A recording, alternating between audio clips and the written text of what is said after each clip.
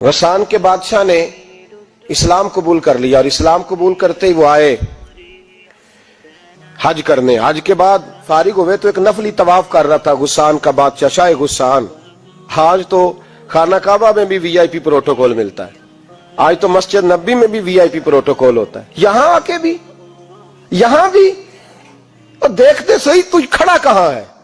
یہاں بھی پولیس والوں نے بازو پکڑے, سوچو تو صحیح یہ حال کر دیا تم نے مذہب کا. طواف کعبہ ہو رہا ہے اور غسان کے بادشاہ نے جبہ پہنا ہوا ہے باریک اور لمبا. وہ طواف کعبہ کر رہا تھا تو ایک غریب آدمی کا پیر اس کے جبے پہ آ گیا.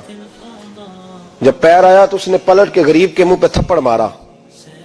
جب تھپڑ مارا تو اس غریب نے سیدنا فاروق اعظم کی عدالت میں مقدمہ کر دیا, کہا بادشاہ نے تھپڑ مارا ہے. حضرت عمر فاروق رضی اللہ تعالیٰ عنہ نے بادشاہ کو بلایا, فرمایا تو نے اس غریب کو مارا ہے؟ کہا جناب اس نے پیر رکھا تھا. تو فرمایا پیر رکھا تھا تو کیا ہو گیا, تو نے کیوں لمبا جبہ پہنا تھا, تجھے سمٹ کے چلنا چاہیے تھا. کہا میرے لیے حکم کیا ہے؟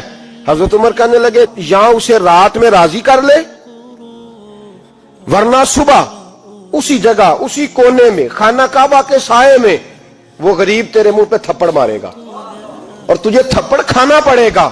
غریبوں سنو سنو, ساری رات وہ غسان کا بادشاہ غریب کی منت کرتا رہا تو راضی ہو جا.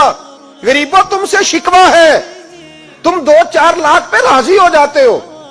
غریبوں تم سے شکوہ ہے, تم انصاف ہونے نہیں دیتے. غریبوں تم تھوڑی تھوڑی بات پہ مطمئن ہو جاتے ہو. تھوڑی تھوڑی بات, جتنے غریب تن ہے لباسوں سے دور دور اتنی ہی چادریں میں مزاروں سے چھین لوں, اور جتنے غریب گھر ہیں اجالوں سے دور دور اتنی ہی روشنی میں ستاروں سے چھین لوں. اتنی تو ہمتیں ہو میری کم سے کم بلند کہ شاہوں کے تاج فقط اشاروں سے چھین لوں. تمہاری زیادتی ہے, تم نے ظلم پروان چڑھایا ہے. جب تم چودھری کے کہنے پر ایم این اے کے کہنے پہ راضی ہو جاتے ہو, تم انصاف ہونے نہیں دیتے. ڈٹنا سیکھو, کھڑے ہونا سیکھو. جب اسے کہا نا راضی ہو جا تو وہ غریب کہنے لگا میں راضی ہو جاؤں اور کل تو کسی اور کو بھی تھپڑ مارے. فرمایا جتنی تیرے پاس دولت ہے لا کے قدموں میں رکھ. ہم دولتوں کی پرواہ اس لیے نہیں کرتے کہ ہم نے محمد عربی کا چہرہ دیکھا ہوا ہے. اب میری نگاہوں میں جچتا نہیں کوئی, اس لیے کہ جیسے میرے محبوب ہیں ویسا نہیں. تم اثر لینا چھوڑ دو, تم اثر بڑا لیتے ہو. ہاں تمہارے اوپر چیزیں اثر انداز ہوتی ہیں, اس لیے انصاف نہیں ہوتا. ڈٹنا سیکھو, کھڑے ہونا سیکھو. جو بھائی ڈٹ جاتا ہے نا وہ بڑے کمال کر جایا کرتا ہے. ساری رات مناتا رہا. حضرت عمر سے کہنے لگا وہ نہیں مانتا. تو جناب عمر کہنے لگا پھر تیاری کر لے, ہم بادشاہ نہیں دیکھیں گے, دولت نہیں دیکھیں گے, ہم رسول اللہ کا دین دیکھیں گے, ہم نبی پاک کا نظام دیکھیں گے. وہ بادشاہ رات کو دوڑ گیا, بھاگ گیا, جا کے عیسائی ہو گیا.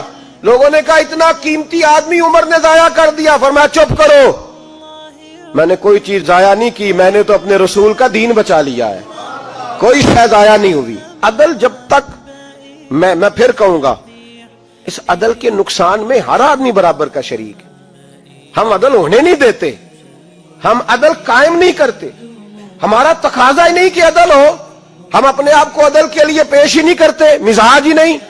حضرت علی المرتضیٰ ایک جری انسان تھے, اور وہ علی تھے جن پر انسانیت رشک کرتی ہے. اور مولا علی وہ ہستی تھے کہ میرے مصطفیٰ کریم صلی اللہ تعالی علیہ وسلم نے فرمایا اس کے دیدار کو تو فرشتے بھی آیا کرتے ہیں نا. بڑا آدمی, اور پھر امیر المومنین خلیفۃ المسلمین حضرت علی. خود مولا علی نے حضرت قاضی شریح کو قاضی بنایا, چیف جسٹس بنایا, اپنے ہاتھوں سے تعیناتی کی.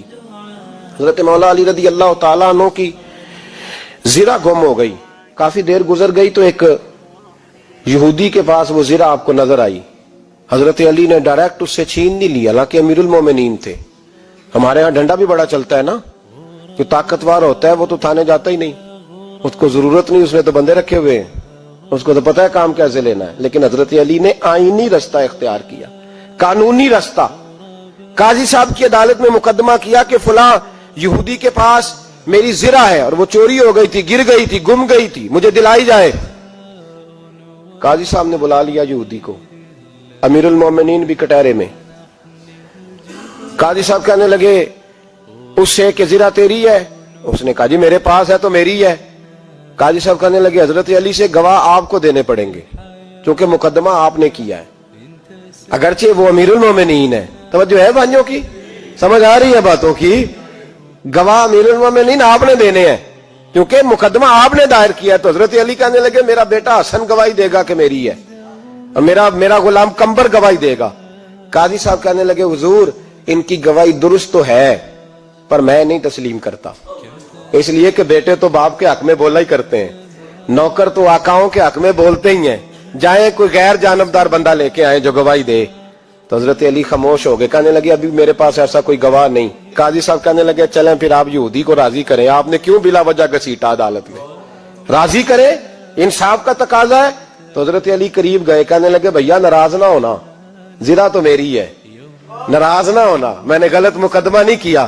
علیحدہ بات ہے کہ میرے پاس گواہ نہیں تو میں کوئی بے انصافی نہیں کر سکتا, تو میرے ساتھ چل تجھے کھجوروں کا حلوہ کھلاتا ہوں تاکہ تو راضی ہو جائے.